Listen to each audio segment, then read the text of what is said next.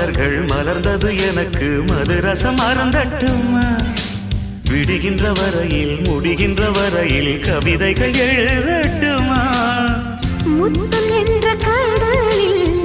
முத்து குளிப்போமா அழகு அழகு ஓ